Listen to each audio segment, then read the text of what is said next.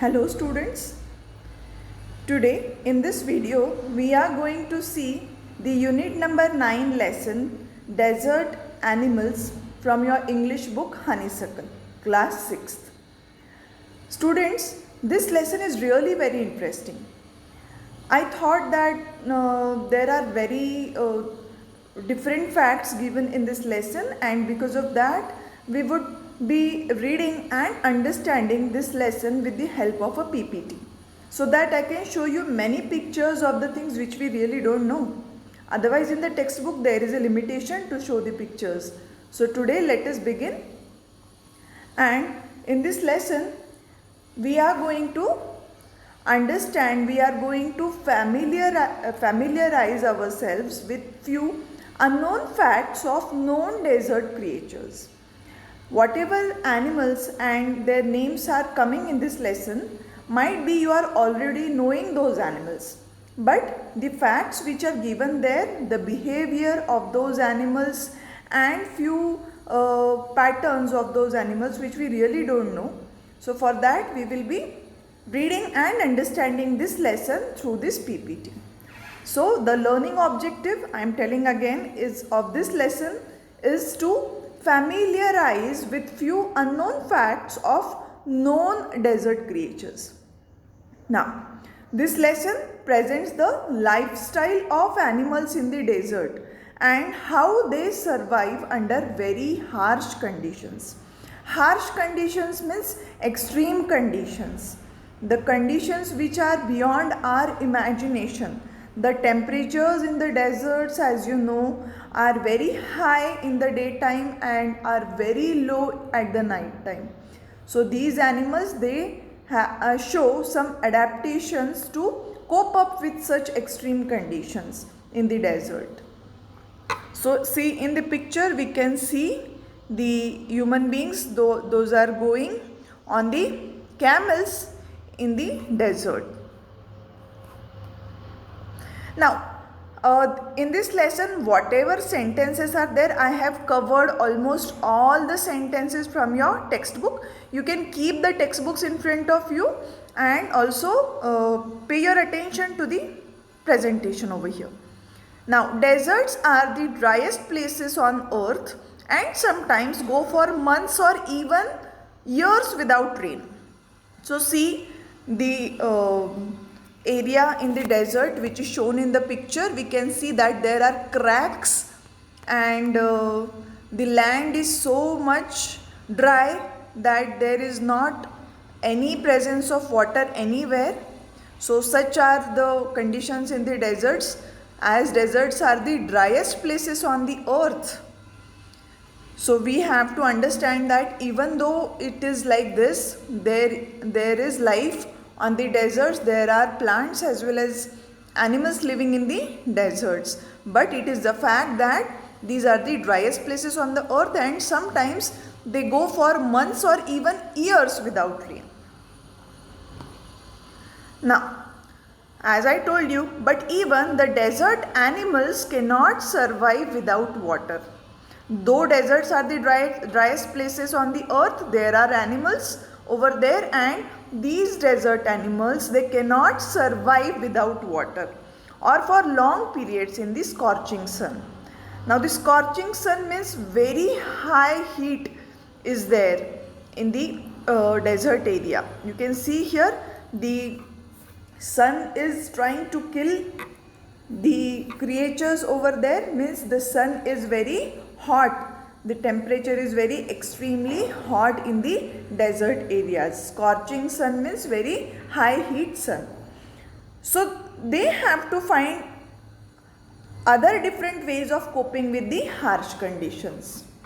So the animals in the desert, they show different types of adaptations. Some are physical adaptations and some are behavioral adaptations which these animals show to cope up with the varying temperatures and the different harsh conditions in the desert.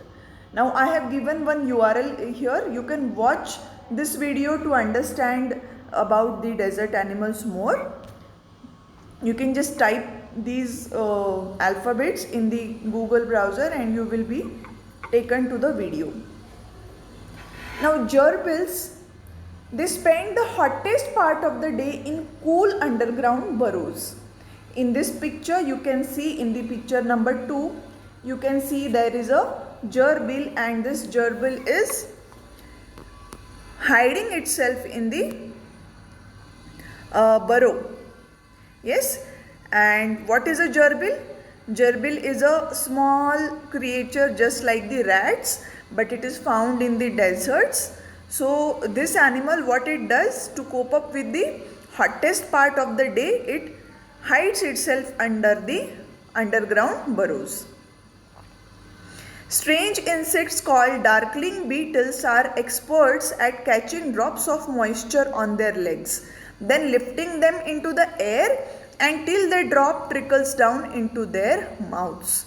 Now see, again, this is a very different kind of adaptation which we generally don't know, that the name of this insect which you can see in this picture is darkling beetle.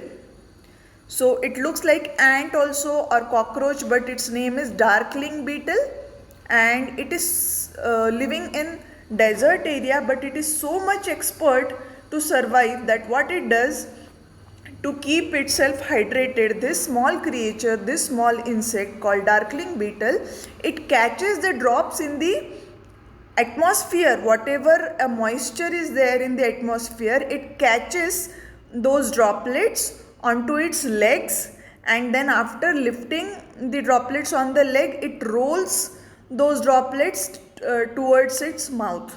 So it's trickled down into their mouths. This is the darkling beetles. Now children, not all deserts are endless seas of rolling sand dunes. So in the picture, whatever you can see, that those are the sand dunes, just like the waves of water. Here there are waves of sand, but not all the deserts look like this. Yes, there are few deserts like this with the sand dunes, but there are also other deserts which are rocky. Some are rocky and dotted with small bushes, while others are sprinkled with colorful flowers during the spring. See here, you can see in the first picture, the deserts are rocky deserts, and the best known rocky deserts are Sahara deserts. So this is the picture of Sahara deserts, and we can see big rocks are there.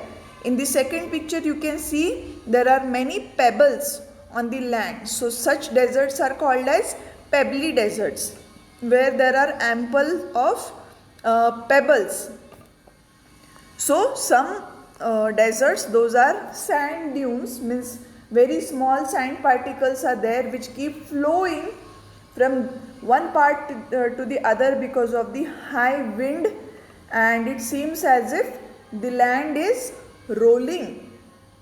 Because of the strong wind, the sand gets carried away and the land looks as if it is rolling. So not all the deserts are seas of rolling sand and dunes, but there are also deserts which are rocky and pebbly. Now see here in this picture, you can see there are few bushes in the deserts. This is a picture of deserts of Arizona state in USA. So we can see the land is very dry and there are some bushes on this land. But some deserts are sprinkled with colorful flowers during the spring. So what happens? The desert area generally they don't experience any rainfall, but whenever the rain comes, what happens? The land becomes so much beautiful, as if the deserts are sprinkled with colorful flowers, and this happens in the spring. So in this picture you can see these are the blooms in the Atacama desert after the rare rains. As it is a desert area, the rains are rare in this case. So when such rare rains occurs, you can see the beauty of the land in the picture, what happens over there. Now coming to the next portion, there are more than, now this is the next paragraph, you can concentrate here. There are more than 2,300 different kinds of snakes around the world, ranging from just 15 centimeter long to more than 11 meters. So it is a simple fact which we need to understand, that there are so many species. The number which is given over here is 2300. So around 2300 different kinds of snakes, means species of snakes are there in the world, and the range of the size of the snakes is from 15 centimeter to 11 meters. So in the first picture you can see there is an Indotyphlops bramius, a tiny snake. So its size is around the same, 15 centimeter, just the size of your scale, small scale. And in the second picture we can see a 15 feet long king cobra. It was observed in India in Tamil Nadu forest. So this picture I have taken from the news article which was given on the internet, and this is a real case which has happened in Tamil Nadu, that a king cobra of size around 15 feet, can you imagine 15 feet long king cobra. So it was rescued by an forest person, and we can see how long that snake is. So such is the variable sizes of the snakes. Now, most snakes are quite harmless, but there are a few that are so poisonous they can kill a human being with just one bite. So most of the snakes are harmless, but there are few which are very poisonous, so much so that when they bite us once, then the person will be dead at that spot. Now in this picture we can see few snakes. These are the snakes of India, and these are the non-poisonous snakes. So first is common sand boa, then checkered keelback, the black one. Third is dhamand snake. This is very common. I have also seen these snakes. Then the fourth one is common cat snake, and the fifth one Indian rock python. So in our language we call it ajgar.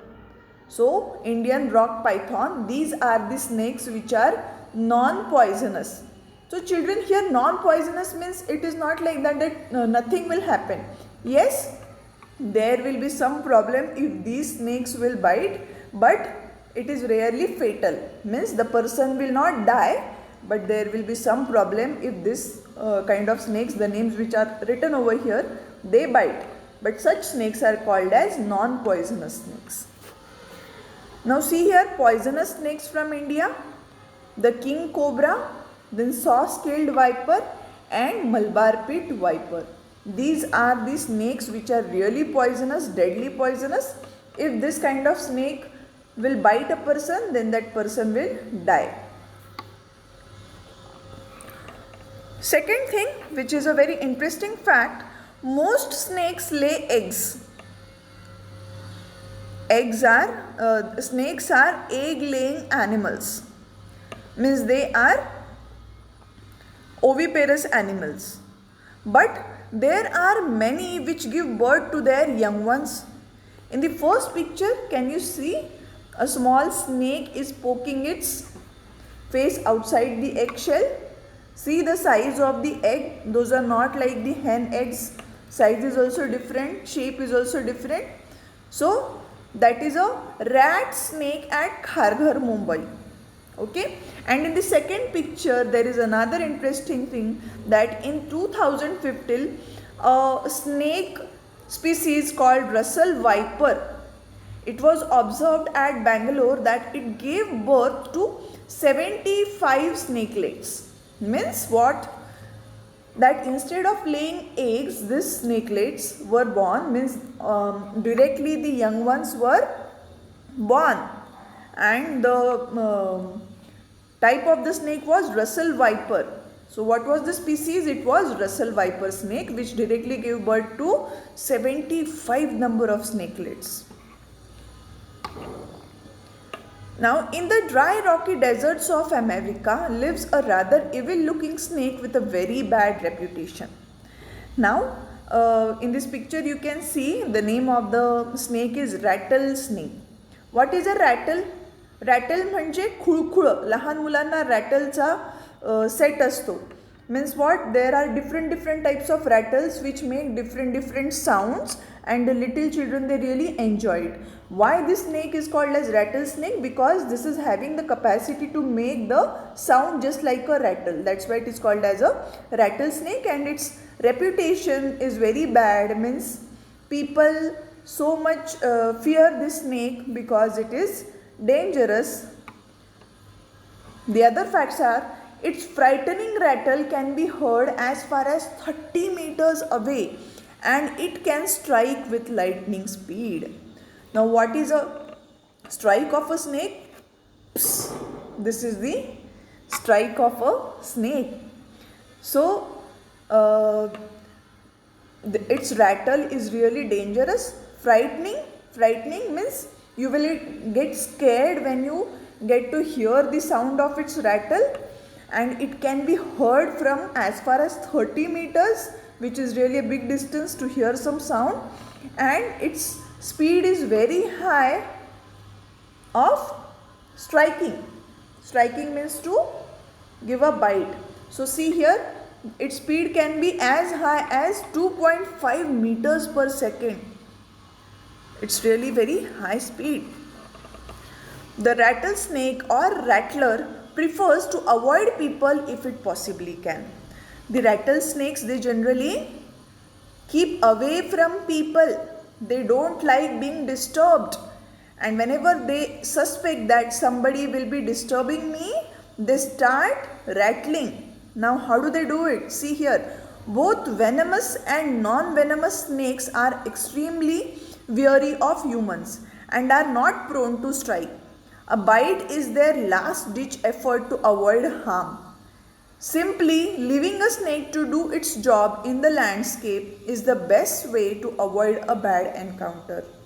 Now what is given here? This information I have added on my own. This is not given in your textbook, the text which is in the orange color. Because this is important, that many times when we see a snake, we are fearful. And what do? We try to beat it with a stick, or we try to go near it, but that should not be done. The best way to avoid a bad encounter with a snake is to simply leave it and let it do its job, and we do our job. Okay. And the snakes, they are extremely wary of humans, means they don't like human beings because they know we can kill them. That's why they stay away from human beings. So this snake about which we are talking, that is rattlesnake, it also prefers to avoid people. Now what does the rattler do? The rattlesnake, which is also called a rattler, see here in this picture you can see its tail. What does it do? The rattler holds its tail upright and rattles whenever disturbed, in the hope that the intruder will go away. Now the rattlesnakes or any kind of snakes, they are not having ears.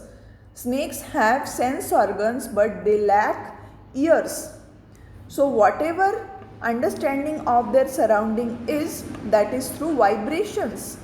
So when a snake is there on the ground, and if some person is going in the area around that snake, then what it will do? It holds its tail upright. You can see it in the picture, and rattles, means it will shake its leg so that the sound comes. And whenever it feels disturbed, it will start rattling, because he knows that if it will rattle, then the other person will come to know that we are entering into the area of a rattlesnake, and then people will not go in that area. So it expects when it is rattling, people should not go near it, and it hopes that the intruder will go away. Means the person who is disturbing will go away. However, if its warnings are ignored and it feels threatened, it will coil ready to bite. See the beauty of the nature. First of all, it will give you alarm, that rattlesnake. But if the snake feels that even though I am giving this alarm, I am making the sound of my tail of the rattle, but still the creature, whatever, it can be a person or any other animal, it feels the vibrations are coming nearer and nearer, then what it will do? It will coil itself, make a circle of its body, and it will coil ready to bite. You can see in this picture that this snake has coiled itself and the body is stiff and mouth is wide open. Means now it is ready to bite if there is some predator who can approach this rattlesnake. Now, another fact, but the rattler itself cannot hear the noise its own tail makes. Like most snakes, it hears things through vibrations in the ground. This I have already told you that it do not have ears, so it cannot listen to the rattle sound which it is making. So whatever sensations are there to the snake, those are through the vibrations in the ground. If a person walks nearby the snake, can feel the movement. But if the same person were to shout, it would not hear a thing. So if some person is walking on the ground, wherever this rattlesnake is there, then it will come to know that somebody is approaching.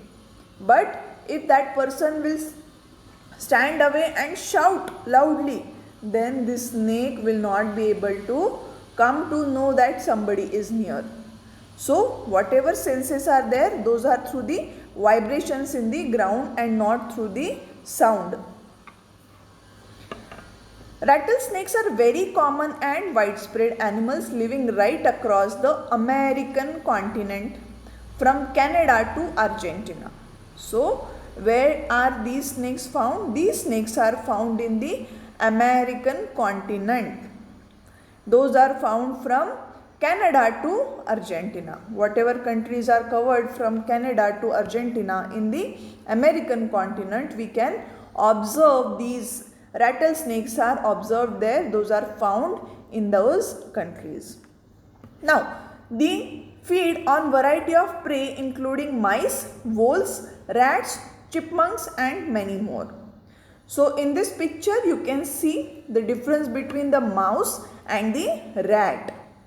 So obviously there are differences, what is a mouse and what is a rat. If you are interested, then you can read out the differences, but the fact which is given over here is the rattlesnake, they feed themselves on mice, voles, rats, chipmunks and many other small creatures. So these are the mouse and rat. Now these are the voles.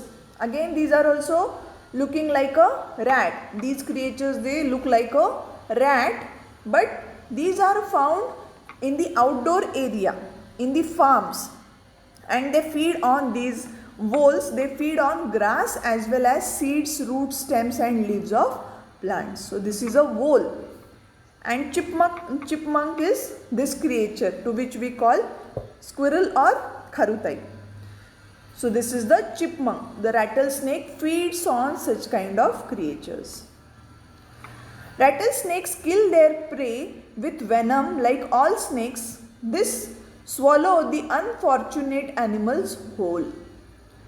So rattlesnakes, what do? How do they kill the animals? They kill their prey with the help of the poison which is there inside them.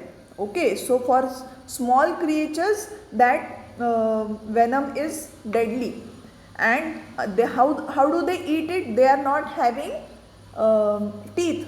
The snakes, they do not have teeth, so they grab the creature in their mouth with the help of the venom, with the sting. The animal will die and they swallow this animal whole. So in this picture you can see that the rattlesnake is swallowing the animal's whole body. Rattlesnakes are venomous. If you are bitten by one, it can be dangerous, but it's very rarely fatal. As I told you, it's rarely fatal for human beings. However, if left untreated, the bite may result in severe medical problems or can be fatal.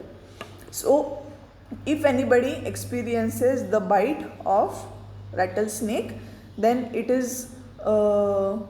can be dangerous if it is untreated. So, one needs to take immediate medical help and then it can be treated. It is rarely fatal, but if no treatment is taken, then it can be fatal. The person may die. Few snakes have to eat more than once a week, and some, such as the larger pythons, can survive for a year or more without eating. So there are few snakes which eat more than once a week.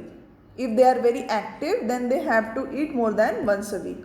But there are many large snakes called pythons. They can survive for a year or more without eating. As they are very large in size, they have big prey. They have big animals as their food, and then they sit at one place, coil themselves, and they can stay like that for so many months or year. They have the ability to lower their metabolic rates up to around 70%. This allows them to stay alive longer without food. Now this is the fact which I have added. Then how they can live for so many months or a year without food? Now what is the mechanism they are using? What is the adaptation which they show? They lower their body's metabolic rate. So when they are not active, their metabolic rate goes down, and because of that they do not feel hungry. Now the next animals which we are going to discuss here are mongooses. So mongoose like to hunt together, but they always keep a lookout for dangerous predators nearby. Now in this picture you can see there are different kind of mongooses. In the first picture, the mongoose which is there, that is a banded mongoose, and in the last picture there is some different kind of mongoose. So there are different species in mongooses also.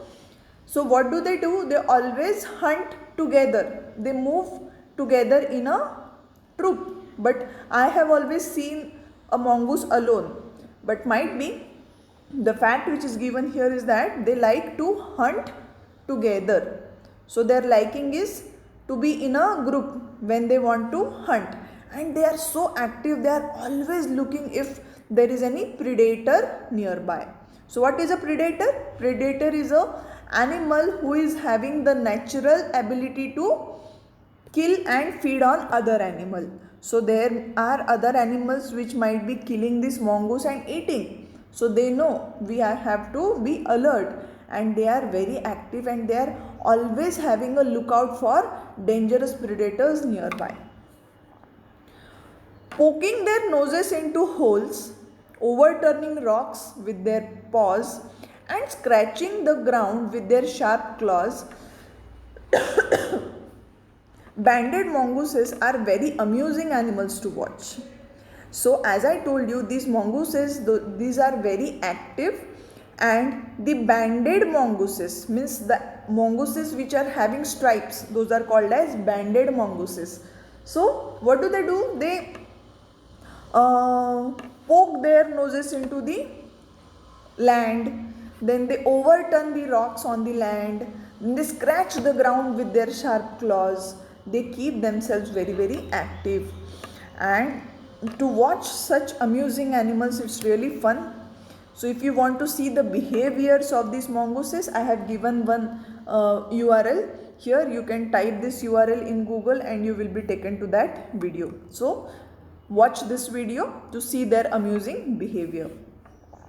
Now, a common sight in many parts of Africa, they travel in groups of about 20 to forage for beetles, millipedes and other small creatures.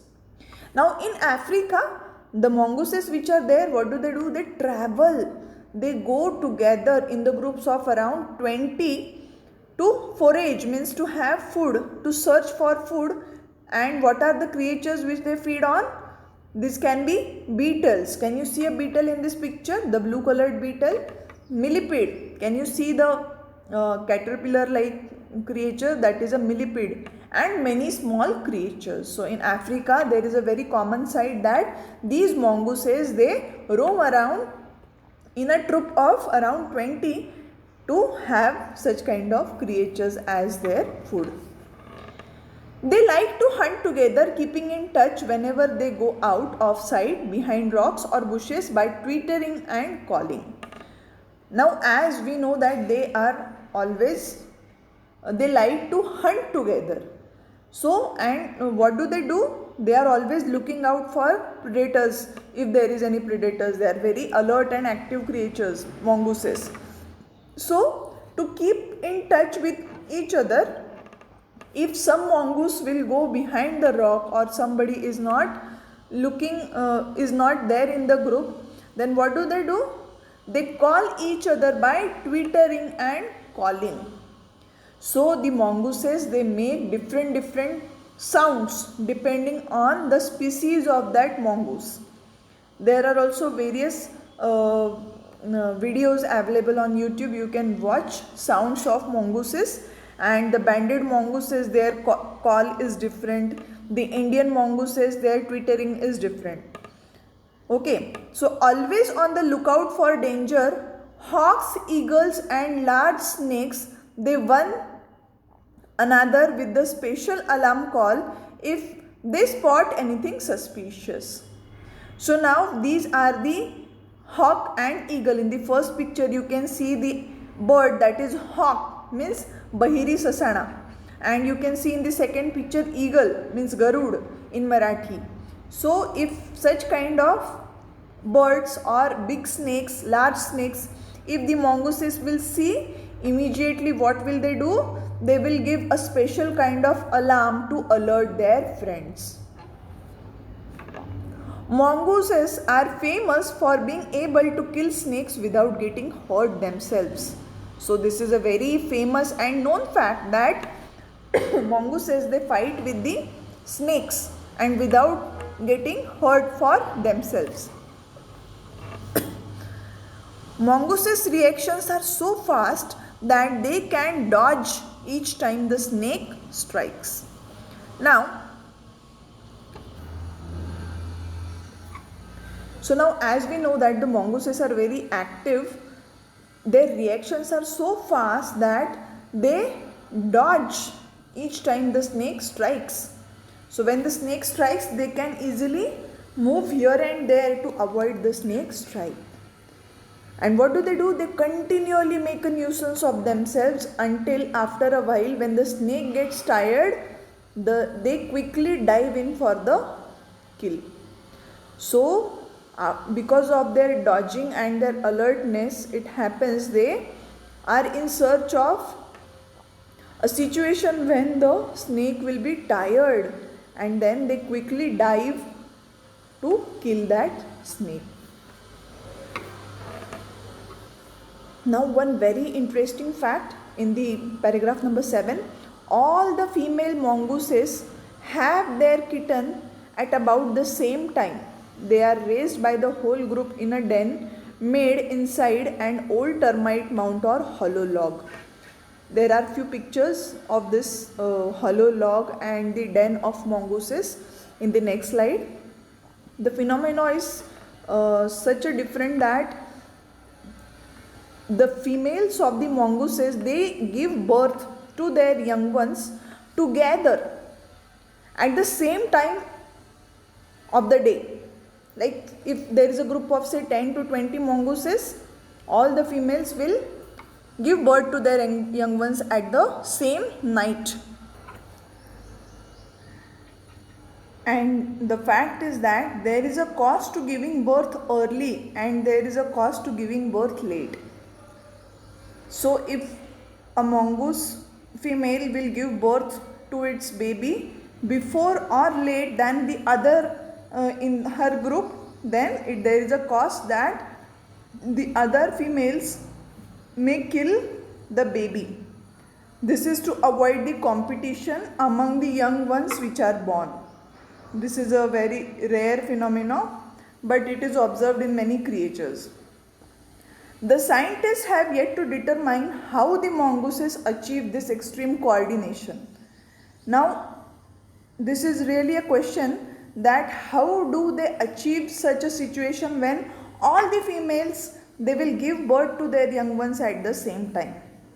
So I searched about this on the internet how it happens, but what is given is scientists have not yet determined this, but such coordination can be because of pheromones. So pheromones are special kind of hormones which are present in the body of the females, and with the help of these hormones, might be the mongooses, these are able to give birth to the young ones at the same time.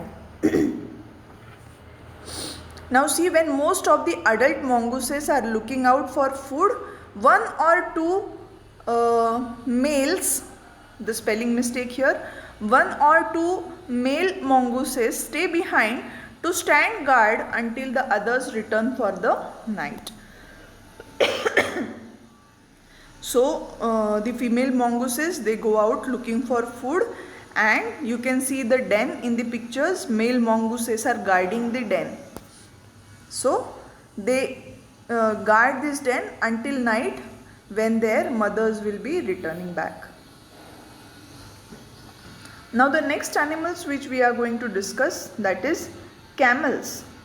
So this is the last animal, and this is the 8th paragraph of your book. Another animal which lives in the desert is the camel. Camels were first domesticated by people many thousands of years ago. Now, as we know, in the desert, many people, they have domesticated or kept the camels as their pet. There are many reasons for it. They can travel with the help of this animal, because this animal can very well survive in the desert. In the wild, camels usually live in small groups of up to 30 animals. So the camels which are not domesticated, which are wild, which are living on their own in the desert, they usually live in small groups, just like a family, and up to 30 camels live together. Camels have long shaggy winter coats to keep warm, and tidier coats in the summer. Now see, because of this slide, like there are picture in this slide, you cannot read out these sentences well, so you can read it out from your textbook. But the point which they want to tell is they have a very long shaggy winter coat, a thick coat. You can see in the second picture, this camel is having very thick layer of hair on its body, right? So that is called as winter coat. But when the summers approach, what happens? The hair on their body will start falling. And see, in the first picture we can see the camel. These are the camels from the safari. So if you visit the safari in the summer and the winter, you will see the incredible change in our camels. The thick warm coat the camel wear throughout the winter gets shed in the springtime. You will notice it coming off in thick clumps. So what happens? The hair on its body, it comes out in the clumps, and they just look bald. You can see it in the picture, right? So this is the adaptation which this animal shows as per the weather conditions. Thirsty camel can drink as much as 30 gallons of water. What is 30 gallons of water? That's about 500 full glasses. And it can drink so much water in just 10 minutes. So as it can live for so many days or even months without water, whenever it gets water, what will happen? It will drink lot of water. It is having the capacity to drink almost 500 full glasses of water in 10 minutes. Normally, camels gets all the moisture it needs from desert plants and can survive for up to 10 months without drinking any water at all. So the moisture which is required for the body to carry out its processes, the camels can get it through the moisture of the desert plants. You can see in the picture the camels are feeding on the cactus plants. If you have seen the cactus plants, it is very thick. The leaves of these plants is very thick and those are having very much moisture in it. So after eating these kinds of plants, these animals can survive for up to 10 months without drinking any water at all. Now, there are two different types of camels. The well known are the dromedary, which are having only one single hump. Yes, the camels are having hump on its back, right? So in this picture you can see this camel is having a small hump on its back and there is only one hump. So such kind of camels are called as dromedary camels, which are having only single hump on their back. The other camel is called a Bactrian camel and has two humps. So depending on the area where these species are found, we have always seen the camels with one hump, but there are also camels who are having two humps. Now see here, the Bactrian camel is threatened by loss of habitat due to mining and industrial development. Why this species has become rare? Because it is threatened by loss of habitat, means it is not having any place to dwell, and that is because of the mining and the industrial development. As we are having less forests in the world, such rare species are endangered now. However, the greatest facing the critically endangered species is interbreeding.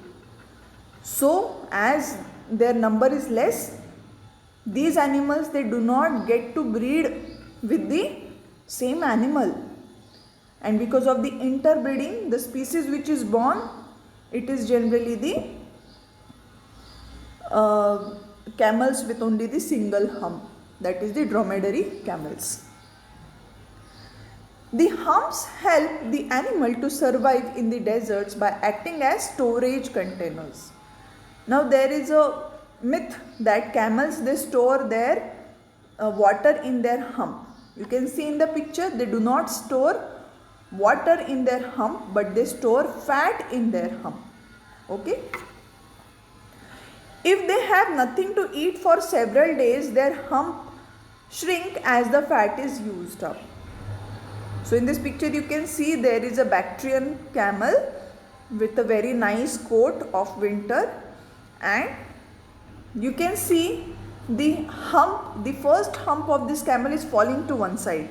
Why this happens? Because might be this camel, it did not get anything to eat and its hump has shrinked. The fat content of its hump is used up, and because of that it is falling to one side. There are many other ways in which camels are adapted to desert life. So in this lesson, whatever are discussed are the rare and unknown facts which children like you don't know, and that's why it has been taken for discussion in this lesson. And but there are many other adaptations also which these animals show to cope up with the harsh conditions of the desert.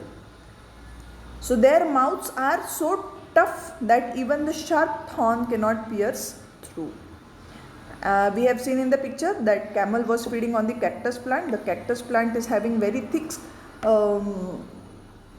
thorns, but these animals, they can eat it because they are having that adaptation, that their mouths are so tough that the sharp thorns, they will not pierce through their mouth. So here we come to the end of this lesson. You can read the other adaptations which are given in this picture for your better knowledge.